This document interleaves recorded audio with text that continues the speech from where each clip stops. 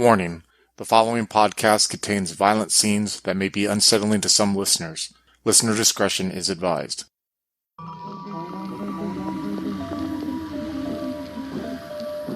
In the quiet neighborhood of Oldtown Pasadena, a lone agent searches for answers regarding his friend's disappearance in the Marshall Morris apartment building. Join Agent Kevin Wilson, played by Tillman, and Adam as the handler, as the strange secrets of the Morris building are brought to light in Horde, a Delta Green scenario created by Victor Eichmann. If you would like to contact us, you can find us on Twitter and Facebook. There you can find up-to-date news and a link to our Discord. If you would like to support the podcast, you can find us on Patreon at Twin Cities by Night. We hope you enjoy. So you tell Gertrude, sure thing, just got to make a phone call. Yeah, Kevin is going to leave her standing there and is going to make his way to the front entrance. He's kind of on edge right now. He was before Gertrude started talking to him, like when he went downstairs and texted Coach, he was unsure of what to do next. Yeah, he was getting into high alert mode, and now he feels like, okay, maybe now is the point where shit hits the fan. So he wants to stand in the doorway and maybe reach someone to make a decision. So he's going to actually try to call Coach this time. You head outside past the lobby of this building, just straight outside where the front doors are. And you take your cell phone out and begin to call Coach. He answers right away, and you can immediately hear in the background that he's driving somewhat frantically. It kind of reminds you of the first time he contacted you, and it sounded like he was in some kind of car chase.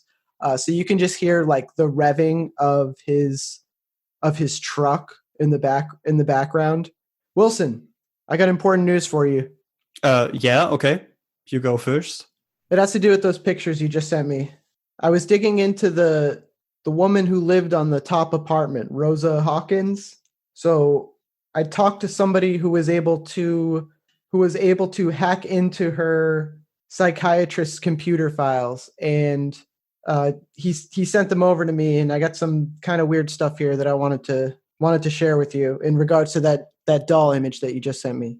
So right before this lady attacked her psychiatrist, a woman by the name of Lola Francisco, she had told Dr. Francisco that this doll, this image, this thing that you sent me, this was described in her file in detail. She had talked to her psychiatrist about it as it's the first and last act of some kind of sexual fantasy that she had. Her and her 6-year-old niece bow before the doll, and some kind of sexual act ensues afterwards. She then told Dr. Francisco that she didn't want to continue with therapy anymore, and at that point Dr. Francisco threatened to report her to the police as a potential child molester, and it looks like that's when the assault happened. Because of patient confidentiality, I wasn't able to talk to Dr. Francisco directly, but I just thought this might be useful for you. Kevin looks back into the house. Is Gertrude still standing there? She seems to be pacing around the lobby anxiously, almost like she's looking for anybody.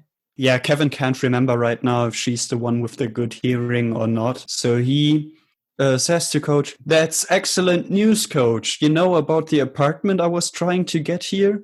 The neighbors are all really nice. They're not those weird Satanists like in the last place. Ha ha ha ha." Kevin, what do you... Oh, okay. I see what you're doing. Are you in danger now, though? One of the neighbors just told me that, it's this older couple, and one of them apparently just went missing. I was talking to them 5 minutes ago. I'm sure they can't be, gone. They're probably just in the bathroom or have fallen asleep or something like that. It's not like this building just devours people. Jesus, Kevin.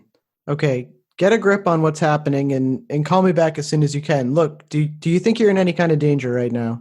Oh no, I think this would be a great place. You would love it. Anyway, I'm going to help the neighbor now. I'll keep you updated. Talk to you later. Do you hang up with Coach? Yeah, unless he says something last minute that he wants to get through. It's like he's trying to pry for more information, but at the same time, he can kind of recognize the tactic that you're using. But he's just basically, you hear him desperately trying to figure out if you're in some kind of compromise situation. If you're, you know, he's basically trying to determine if you have like a gun to your head or something right now. But he's going to let you go without too much trouble. So the phone disconnects. Oh, I was definitely I was trying to make sure that he understands I am able to make my own decisions still, by saying I'm going to try to help the neighbor and figure things out. Okay, he gets you. You guys hang up the call. So you enter the lobby and you see Gertrude looks excited to see you, almost like she forgot to see you in the first place. Oh, can you help me? Yes, you're looking for, what was her name? Manny? No. Minnie. Let's go look for Minnie. You see, she's kind of like lumbering back into the elevator shaft. She's starting to fumble keys in her hand, and she looks very shaken right now. And she steps into the elevator shaft. I'll follow in after her. She presses the button for the third floor, and you hear the elevator creaking up. And it's like an older antique elevator. You hear like a lot of mechanical sounds as it brings you guys just 2 floors up.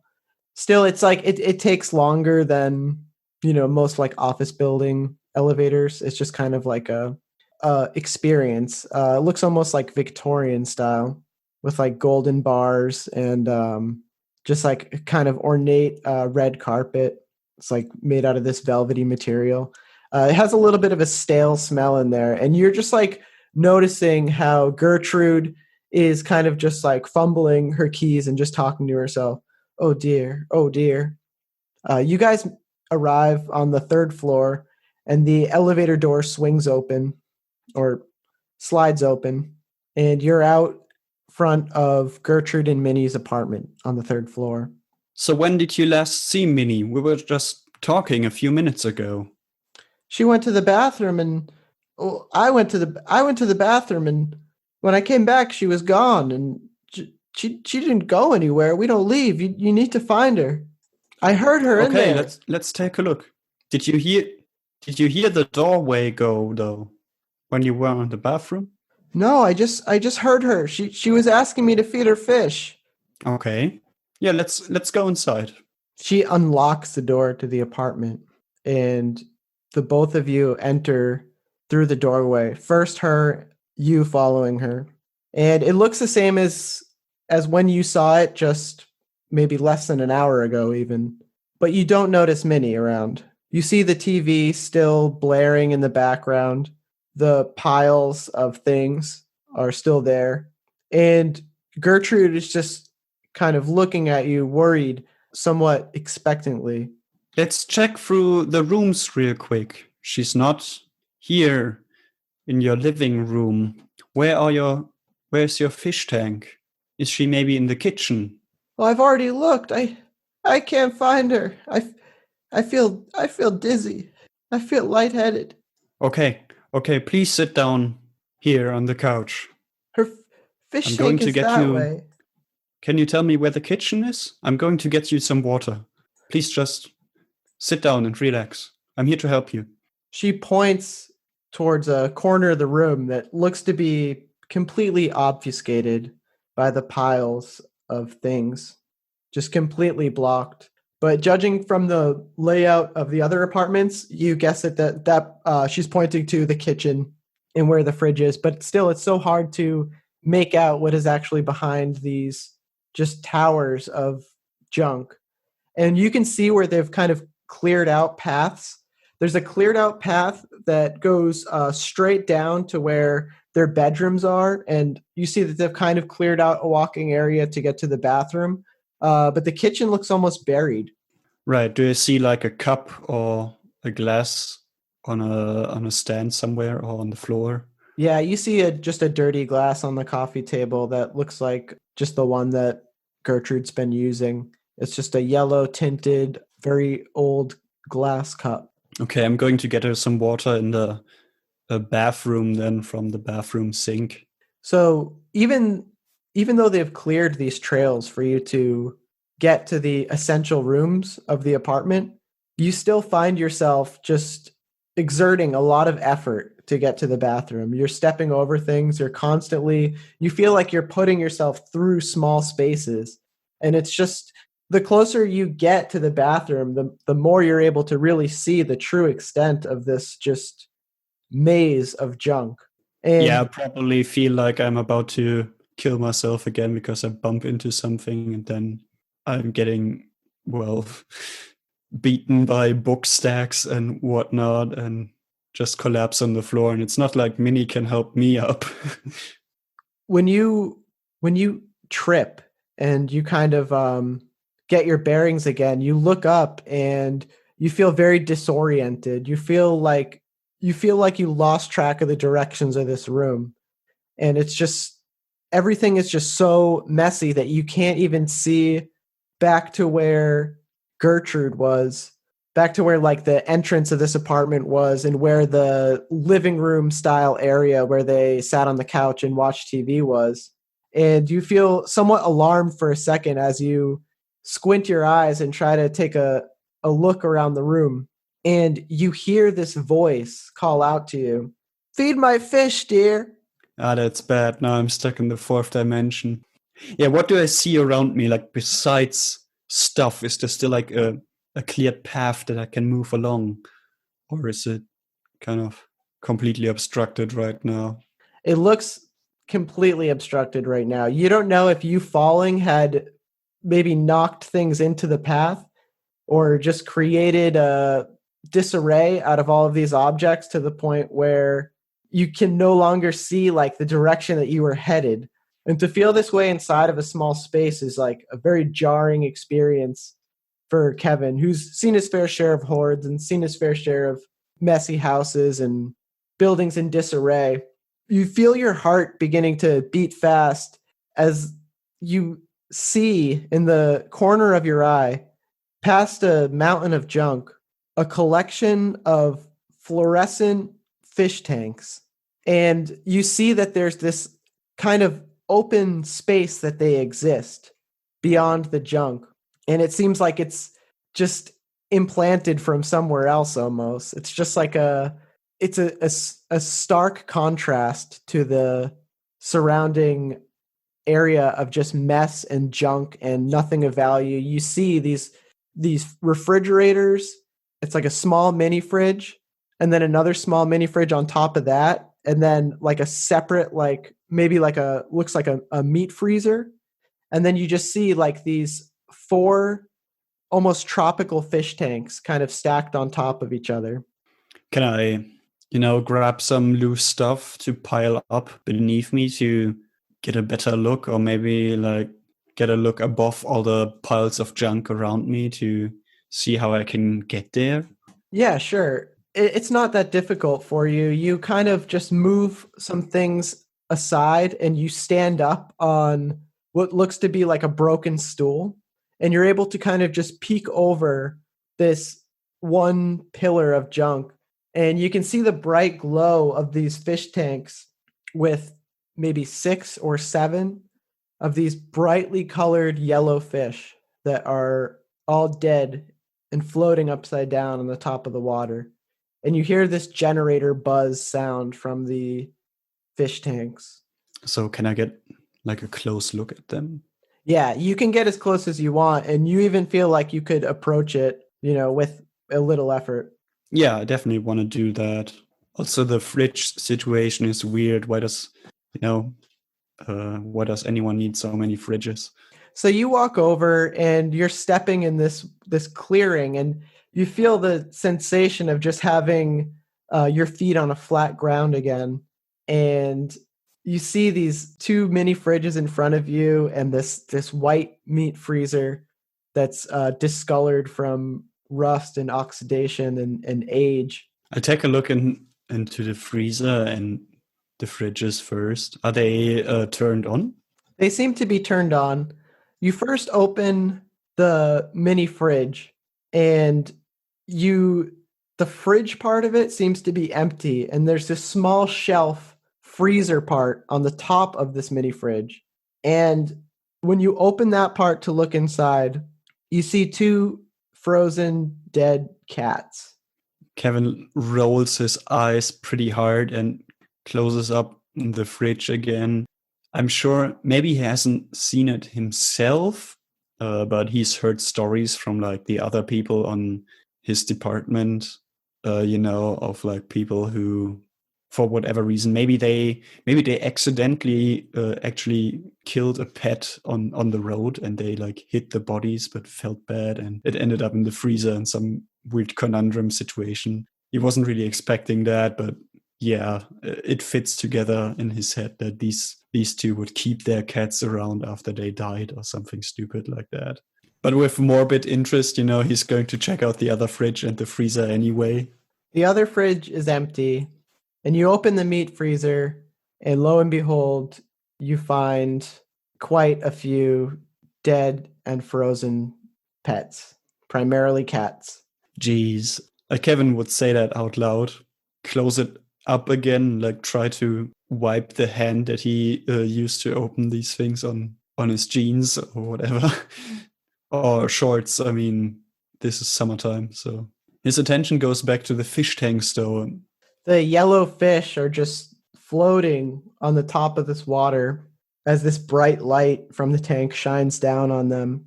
And you can just see the 6 of them just circling the top. But they are alive still, not just, Oh, no, they're dead. They're dead, floating upside down. Okay, great. Yeah, I don't know. I don't think these fish need feeding anymore. You turn around and you face this just wall of things, and you just can't help but feel this small bit of intrigue to just look at some things, just to figure out why keep all of this. And you're just kind of like observing things that are in the room. You see some French vinyl records. You see just stacks and stacks of assorted books. You see a Playmobil castle, a children's toy, with somebody's name carved into the back of it. You see a miniature statue of the Eiffel Tower, a Ziploc plastic bag that seems to have black and red checkers. And as you begin to look at this stuff, you feel this almost childlike curiosity beginning to suck you in, and you feel almost entranced by the objects. You feel like just stopping to thumb through a book on the Kennedy assassination, or to just read the recipe on this pie tray. And you occasionally just feel the need to just snap yourself out of this, because it's like almost like this overwhelming desire to just go through the items here. And when you look back up from whatever piece of garbage you felt entranced in, you just feel more lost than you previously had. You look back and you don't see the light emanating from the TV, or hear the sounds, or hear Gertrude's panicked, like pacing back and forth. You just feel lost in this mess. He probably has like a Playmobil figurine in his hand, reminiscing about like childhood or whatever. But catches himself, looks around at the weird fish tank again. Gertrude, where are you? I'm at your fish tank. And you hear no reply. Kevin is going to look at the ceiling. Is it, this is an old building, so I guess it would be like solid, not these ceiling tiles. You look up to the ceiling, and instead of seeing ceiling tiles, you see a night sky with black stars and strange moons orbiting the sky. You feel a breeze, and you feel waves gently crashing, and you feel yourself almost transported to a misty lake. And you close your eyes tight, and when they open again, you're back in the junk pile, staring up at dirty yellow ceiling tiles, worn and looking cigarette smoke stained. And can I have a sanity roll? Sure. Yeah, I think that's a fail. That's going to be 1d6 sanity damage. All right, I lose 3 sanity, so I'm down to 62. You're starting to feel a little bit trapped and a little bit helpless as you experience that strange vision, and you find yourself again trapped in the pile of junk. You're feeling very nervous, and you feel the items almost calling to you. It's almost like they're offering you escape. I think Kevin right now is drawn to the ceiling still, especially with what he's seen. He feels like everything around him encroaching, like getting close to him. And while it's fascinating in a way, he also feels, a bit claustrophobic. So I think he would like try to scale the freezer and the 2 fridges stacked on top of one another to lift one of the ceiling tiles. Okay, great. So why don't you give me an athletics roll as you try to maneuver this, and we'll say this will be at a plus 20 because it's not a particularly hard feat. I made it. The 2 fridges are already stacked, and you find a way to position yourself to stand up directly on top of them and trying to see over this clearing of junk to where like the ceiling tile is.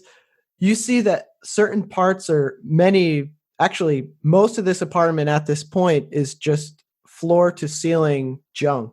And you attempt to push up this ceiling tile, and it just seems just stuck in place. Like there's no high ceiling above it to where you could like try to do like a vent type maneuver and crawl your way out. So like you push this ceiling tile up and you feel your hand just hit, not too high above to where you can't actually even fully extend the arm. As you do that, you feel the pile of stuff under you begin to give, and you kind of like start to sink a little bit into the mountain of trash that you're standing on, to the point where you like fall and you're waist deep in all of this junk, just toys, furniture, all belongings. And you feel scared for a second, like you're going to meet whatever fate Minnie has just met in this place. Surely she's trapped underneath something, just like what just happened to you. And you feel that panic and that sensation of just claustrophobia as you struggle to break free of these things. But before long, you are able to kick your way out of the pile. So what's my situation right now? Am I still trapped in the pile, or am I, kind of on top of it, crawling along? Imagine a McDonald's ball pit. You feel like you're ankle deep in a McDonald's ball pit. Like it's just like you're wading through all the things that are inside of this apartment. And something unnatural has happened, because when you look back, you no longer see the beginning of this apartment. The geography of this place is beginning to change and not make sense to you. And you smell a strange aroma of cinnamon buns. Yeah, that's bad. Kevin is starting to question his decisions right now. I'm going to need you to give me a sanity roll as you feel pulled towards a collection of objects you see. I passed this one. I think Kevin is, trying to focus. He's trying to keep his eyes away from all the junk around him and on the matter at hand that he can't get out. His ceiling plan didn't work out, so now he's like looking for a glimpse of light again, which he hasn't seen in a while, but maybe there is a window blocked by all kinds of stuff somewhere that he could break through. And 3rd floor apartment is a bad decision, but maybe he can ask for help. He just needs a way out. So right now, it's becoming very clear to you that the apartment does not match the layout of the other apartments. The size of this on the inside doesn't seem to make much sense to you anymore, as you can see that you can go on in the distance seemingly endlessly. And it's almost like this junk just continues forever. And can I get a search roll from you? Oh, I just failed by 1. So you begin to wade through some of the objects, looking for any kind of clearing, looking for any kind of opening, or just like a path, basically. Any spot where you just won't be just trapped in the pile. It's almost like you're on top of a dumpster right now, and it's just like you're trying to find any spot that's just going to be a regular home. And it's like you feel yourself wading through these objects, and it almost feels waist deep at some points. The items just seem increasingly impossible and pointless. You see a dozen bioluminescent bonsai plants just sitting on top of piles of junk as if they've just been carefully placed. You see a child's ivory mask with 100 elegant figures dancing around its edge. You see a Dracula costume stained with semen. You see a Rube Goldberg machine with a note attached to it. It promises to reverse charcoal into living plants. You find several hundred issues of the Nova Belgica Tribune, periodicals that seem to be from alternate histories and alien worlds. Kevin is thinking back to Tim, and he's just getting a bit, restless and frustrated. Like, what the fuck did I get myself into? And you begin to think about Tim. You can't help but feel lost in here, trapped in here, and you wonder if maybe some part of Tim is still lost in here, still trapped in this mess. Sure, some part of Tim left, returned home, tried to continue on with a normal life, but him as a person, his being, it's maybe that's still here. Yeah, and Kevin also thinks back to the basement he went to with Graham earlier, with something that was so incomprehensible and so unquestionably bad that they didn't really want to look at it. And he's trying to channel that feeling, like he doesn't really want to. He's trying to hold on to the fact that he doesn't belong here. Maybe if he just really feels that, he can get out of here intact and not leave part of himself behind. You push on through more junk, and you arrive at a bit of a clearing. And with a feeling of relief, you take steps forward, and you feel yourself just surrounded by just total darkness and blackness. And when you look around you, it's almost like the background has disappeared. You find yourself back on that beach, staring up at the black stars in the sky. You feel yourself at a place where all realities intersect, where all times exist as one. And a bald man approaches you. He's wearing a bellhop outfit that seems to be from the 1930s or maybe even earlier. He has strange characteristics, a large nose and somewhat hunched appearance. And he walks over to you calmly, and he puts his hand out and opens it. And you see a note in his hand. I look at him kind of, He stares at you expressionless. Okay. Yeah, try to get a feel for the guy for a little bit, but if he's just standing there holding out his hands, I think eventually like Kevin can take it and reaches out and takes the note. You hear the waves crashing in the background as this black ocean crashes against the shore, and you take the note and you open it up to read it. It's folded several times over. The fabric is almost this translucent parchment. It feels like money with nothing printed on it.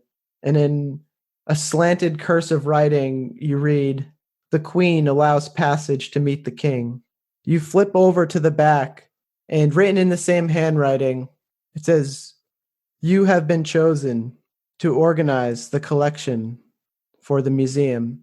Ah, that's bad. And he passes you. He reaches into his coat pocket, and he takes the hand out again. And on his hand is a card turned face down. You can't tell if it's a playing card or a tarot card or a piece of paper, an invitation, an envelope. You can't really tell what the purpose of it. It has a very ornate design pattern on the background that seems to draw you in. But part of you knows that turning this card will have consequences that you won't be able to easily go back from. And you still feel yourself drawn in, tempted to look at what's on the other side. You know that when you see what's offered to you, your reality will be different.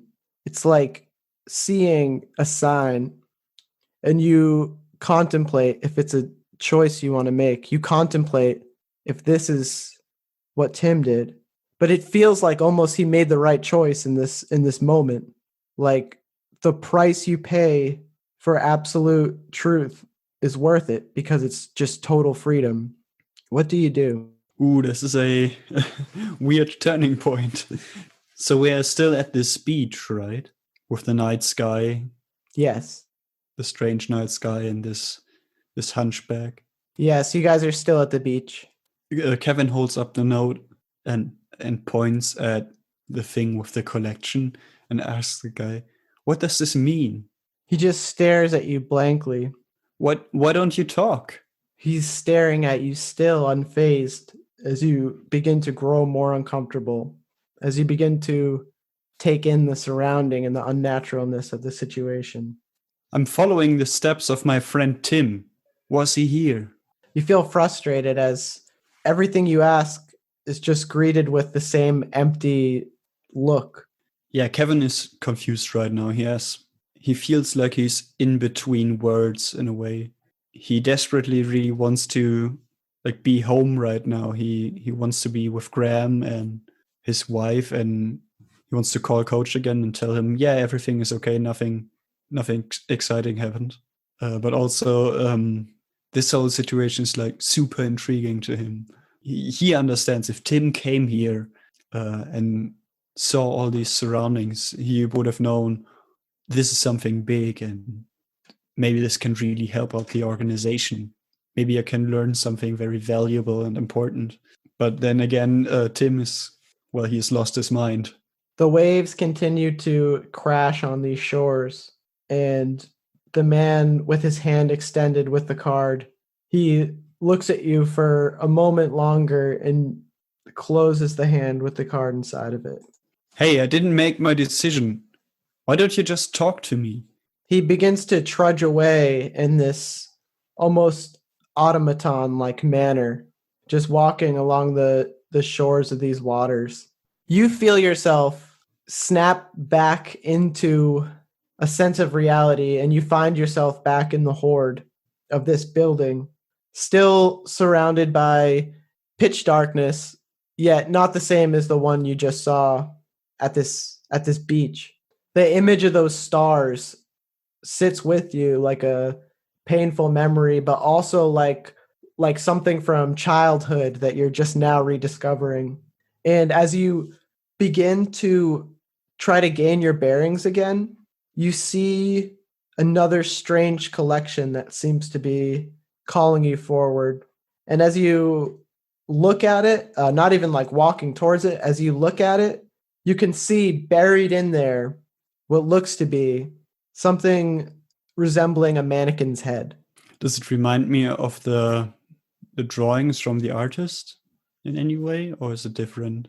It does.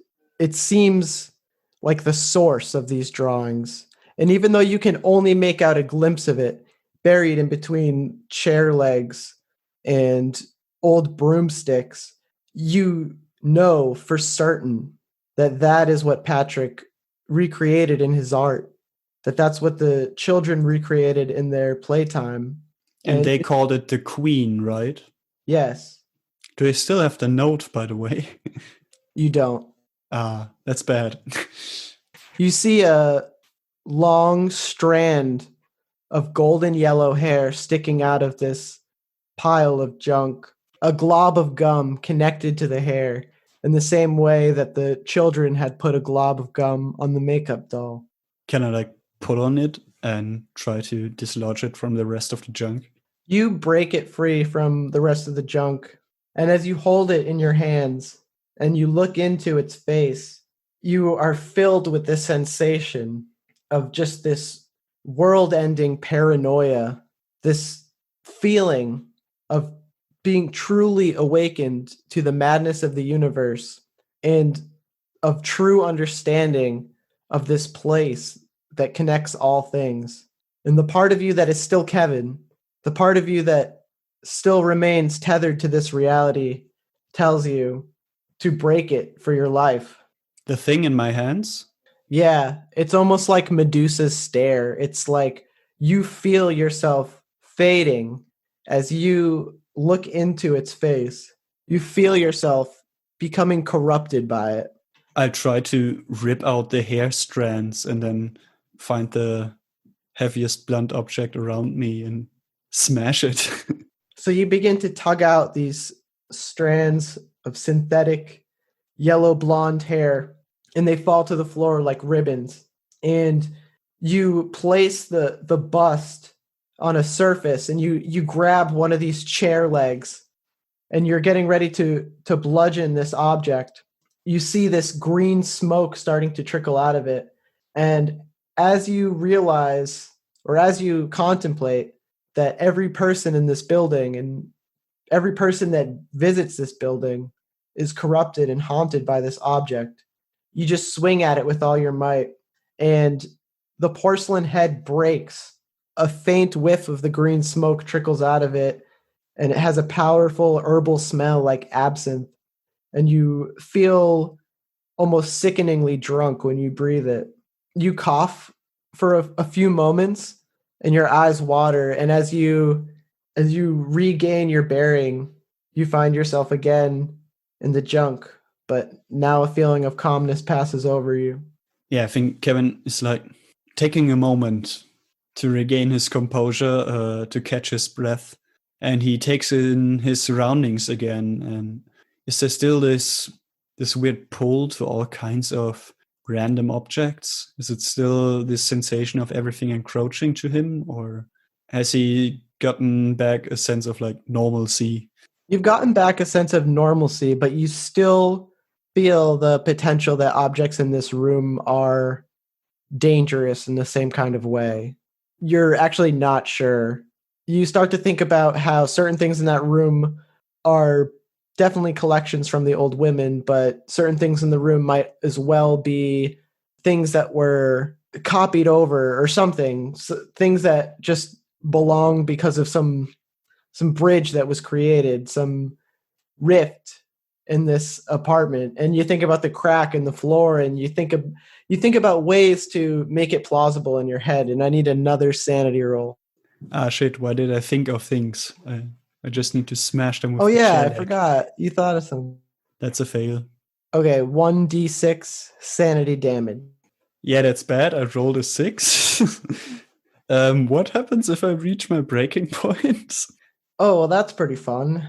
You gain a disorder, and your new breaking point is going to be whatever your current sanity is minus your power. I mean, I think? I'm not quite there yet, but Oh, okay. Never mind. I'm contemplating what to do with this sanity damage, because I can put it on my bonds, right? You can project it onto a bond. It's gonna harm your relationship with the person, but you can use it to soak up some of that sanity loss.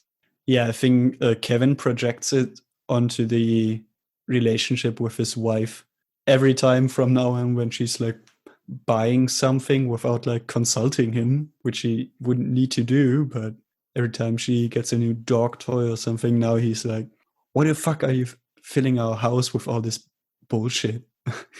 It's turning in such a fucking mess.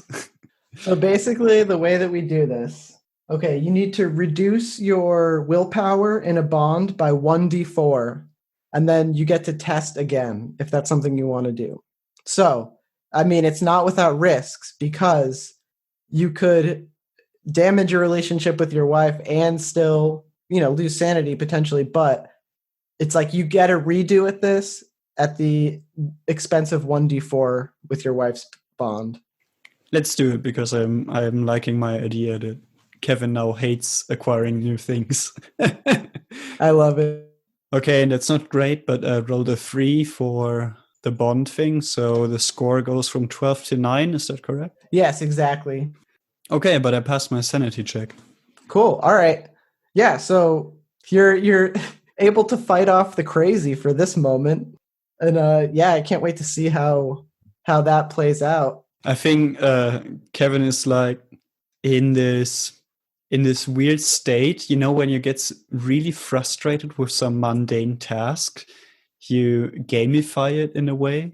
You like start smashing things around you and sing and maybe yell out names of people you don't like, and yeah, take that, you stupid vase. He's just getting through all this stuff, smashing things left and right, and singing to himself like, I'm never gonna end up like this. I'm not going to let anyone around me end up like this. Fucking Tim. He should have taken me with him when he came here. This is all like crashing through your head as you stumble back into your own reality, and you find yourself in this apartment, still surrounded by junk, but Gertrude standing at the end of the room, still looking at you expectantly, the TV still buzzing in the distance. And it's like time never passed, but you feel this sense of disgust almost. You feel this almost contempt for the old woman, like angry at her obliviousness or something. But part of you is confident that wherever Minnie is, the link is broken now in this place. And you're not really sure how anybody else would understand that. And she's looking at you expectantly. I think Kevin is kind of out of breath and frustrated and just stares at her for a moment. I went through every room. She's not here. I can't find her. I can't help you. Can I go now? You can still call the police. I don't know what to do. And she looks at you somewhat disappointed, and she says like, "Oh, okay." And she kind of lets you go. She struggles with you a little bit to try to maybe convince you to stay, but like, she's starting to, you're like convinced that she needs to call the police at this point. Like there's no way. I just want to go. Yeah. I'm going to tell her like whatever excuse I can make so I just can, leave. Like, Okay. I'm not calling anyone for her. I'm leaving. I'm telling her you need to do something. I need to leave, kind of on that note. Okay. Anything else you want to cover before we flash back to Connecticut about a week later? Yeah, I mean, Kevin is rushing out of that shitty house, going to find his rental car, get into his hotel and, shower for a really long time to get off the grime and junk from the Horde off. He's going to text Coach, though I made it out. And they probably arranged to like meet up in Connecticut again. So we can flash back to that, or flash forward actually. So flash forward to you and Coach. We'll say you guys are back at the fishing location. This time you're just both inside of Coach's truck. He hasn't gotten out to fish. He has brought you here just to talk about what happened.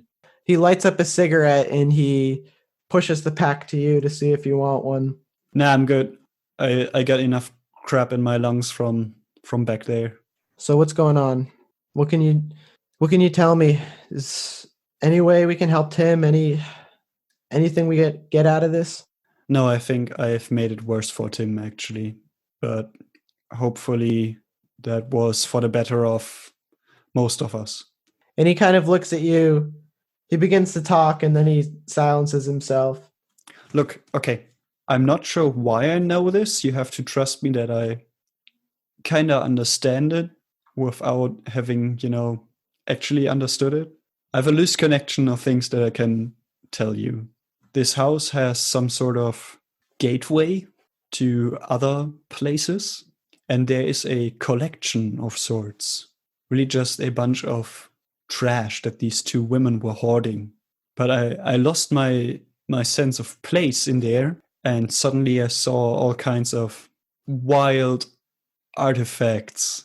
Eventually, this guy on the interdimensional beach invited me to be the curator for his museum.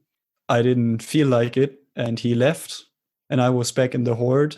And then I found this mannequin head, the one I sent you a photograph of. The painter saw it as well, and the children of the CEO kind of guy, they were reenacting this scene with one of their adults. And I had that same feeling, that feeling that Graham and I had back in that weird basement.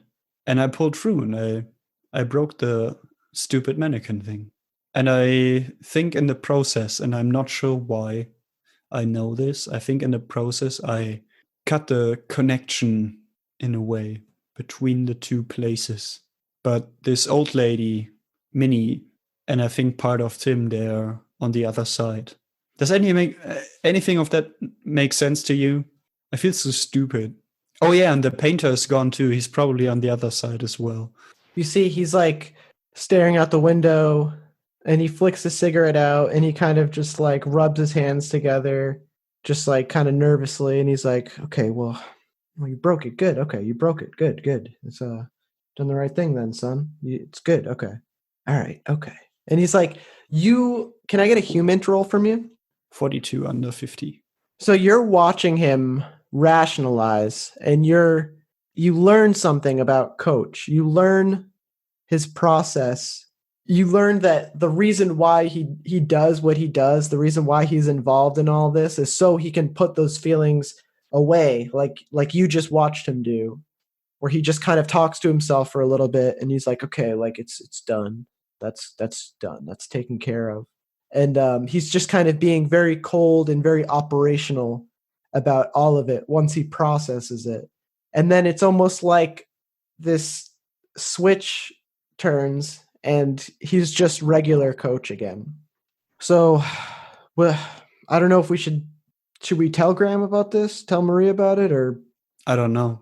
It's kind of a final thing now. We can tell them.